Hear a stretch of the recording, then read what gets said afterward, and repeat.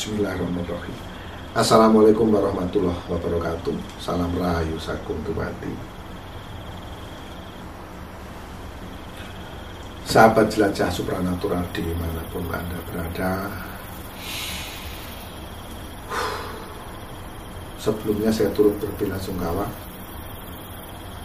Di bulan kemarin saya pernah membuat ramalan apa yang terjadi tahun 2021 dan akhirnya ada kecocokan di sana. Saya mohon maaf, itu bukan bermaksud apa-apa mendahului kehendak Tuhan, tidak sama sekali.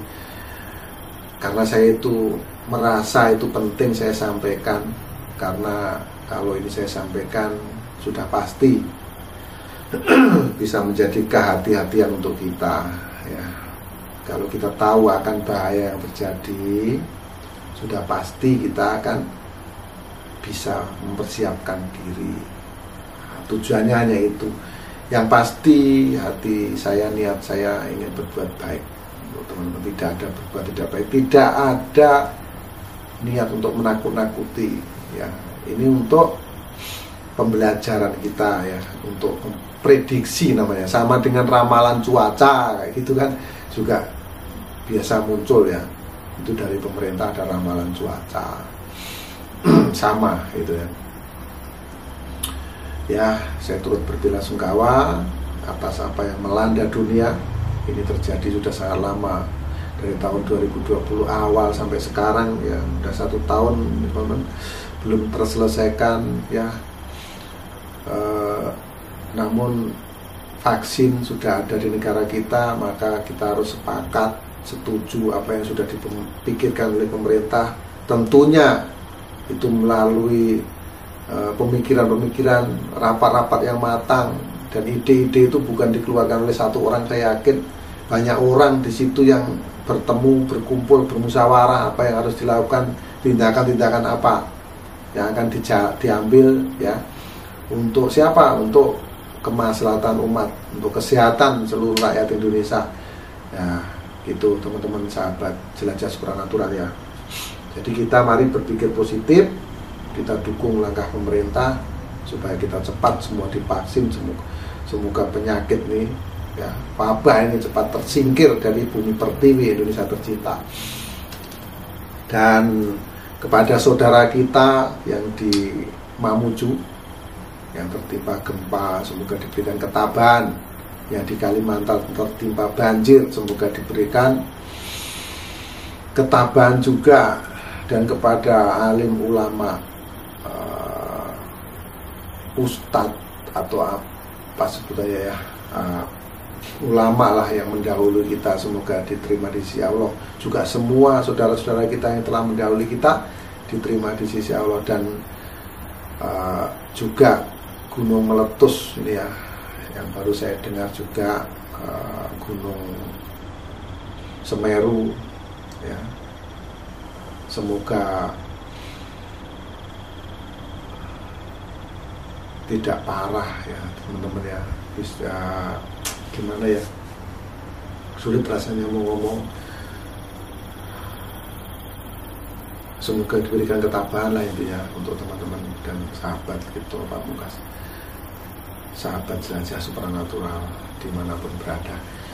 Pada kesempatan kali ini, ya,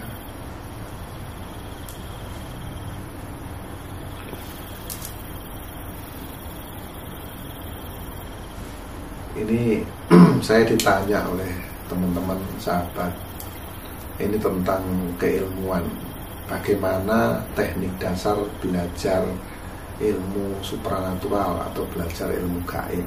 Itu teman-teman, ya. Walaupun di suasana yang duka ini, saya tetap harus sampaikan, harus jawab supaya ini bisa sedikit menghibur teman-teman, karena ini adalah sebuah ilmu yang bertujuan mengkaji diri, menggali potensi yang ada di diri kita. Jadi sebelum kita menjalani keilmuan ini teman-teman, ada hal-hal yang harus dipersiapkan, yaitu fisik dan mental, keberanian kita. Kita membuka ruang dulu yang ada pada diri kita, jiwa kita ini, ya. Jadi dibuka ruang oleh seorang mursyid atau seorang guru. Setelah itu kita punya tempat atau punya ruang. Nah, lalu setelah ruangan itu ada, itu disebut ruangan mikrokosmos, yaitu menggali potensi yang ada di diri kita. Berarti olah apa? Olah fisik. Olah fisik ya, dengan cara meditasi. Ya, dengan cara nanti transfer energi. Supaya apa? Supaya kita mempunyai ruang tersebut. Nah, setelah kita punya ruang, kita olah rasa, olah batin kita, yaitu diri kita melalui metode apa? Metode meditasi, mengolah yang ada di badan kita ini. Lalu setelah kita sudah pasti dan merasa ada peningkatan keyakinan kita, nah, tujuannya ini untuk lebih meyakinkan kita apa yang kita kerjakan ini. Ya, dengan teknik prana. Teknik prana itu merasakan energi-energi ya teman-teman. Energi-energi itu di mana? Ya di suatu benda-benda yang punya kodam ya. Itu namanya nanti energi prana. Misalnya kayak gini, ini tangan kita merasakan kayak ditusuk-tusuk jarum, kalau energinya berkodam. Prana, lalu kebatinan kita ini semakin peka, itu kita olah dulu semua. Nah, jadi itulah yang disebut energi mikro, energi kecil, mikrokosmos yang ada pada diri kita. Diolah dulu dengan cara dipicu atau dibuka ruang oleh seorang mursyid tadi. Harus ada gurunya teman-teman kalau mempelajari ilmu gaib ini. Nah, setelah itu lalu kita mengambil energi alam, yaitu energi makrokosmos. Meditasinya sudah pasti di luar rumah. Ya, energi itu dasarnya dari apa saja sih? Nah, ini teman-teman, ada dari api, dari air, dari udara, dari tanah. Dari 4 elemen ini, inilah yang akan kita ambil nanti satu persatu agar bisa tertata rapi dan tertata kuat nanti di tubuh kita. Akhirnya kita menjadi pribadi yang mantap secara apa? Secara tingkah laku kita, secara perbuatan kita. Semua nanti lebih yakin kita untuk menjalankan ini. Ya, kita harus, kalau kita mau mengambil energi api dengan cara apa? Ya, kalau kita mengambil energi air dengan cara apa? Udara dengan cara apa? Nah, itu teman-teman. Nah, itu nanti ada metode-metode khusus. Makanya Anda harus punya guru kalau mempelajari ini.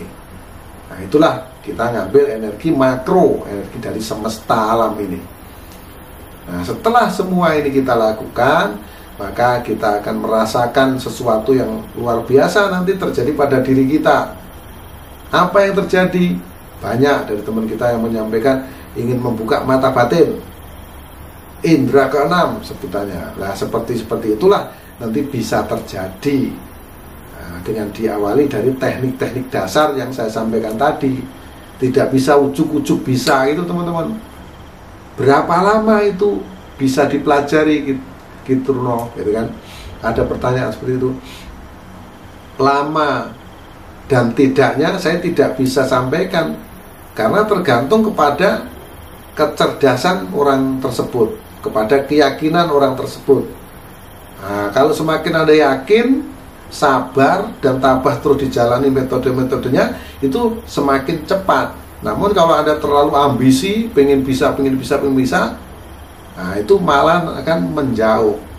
Nah, ini susah ya teman-teman. Ada gampang-gampang susah kalau mempelajari ilmu kebatinan ini. Nah, boleh dibilang gampang, boleh dibilang susah. Ya, begitu juga sebaliknya. Nah, itulah makanya banyak sekali orang yang bertapa di tempat-tempat keramat, di tempat-tempat wingit, itu tujuannya itu bukan menyembah kepada pohon-pohon atau tempat wingit tersebut, teman-teman. Di sini kita kadang-kadang berpandangan keliru, ya. Tujuannya dia mencari ketenangan, keheningan, karena di tempat-tempat tersebut biasanya tenang, hening. Karena ini jarang orang yang berani ke tempat-tempat wingit-wingit, ya, tempat keramat-keramat tersebut. Makanya banyak orang bertapa, bermeditasi di sana. Nah, ada pepatah bilang wening ing cipta rasa lan karso. Di dalam satu keheningan itu akan tercipta apa yang kita inginkan, yang kita mau. Makanya saat kita tenang, saat kita damai, ya, saat kita bahagia, disitulah terjadi apa yang kita mau. Ya, demikian sahabat Kidul Pamungkas. Mohon maaf atas segala kekurangan, mohon maaf atas segala kekeliruan, kata-kata yang kurang sopan mohon dimaafkan. Akhirul salam, wabillahi taufiq wal hidayah. Wassalamualaikum warahmatullahi wabarakatuh. Saksikan terus Jelajah Supranatural Menguak Misteri Bumi Nusantara.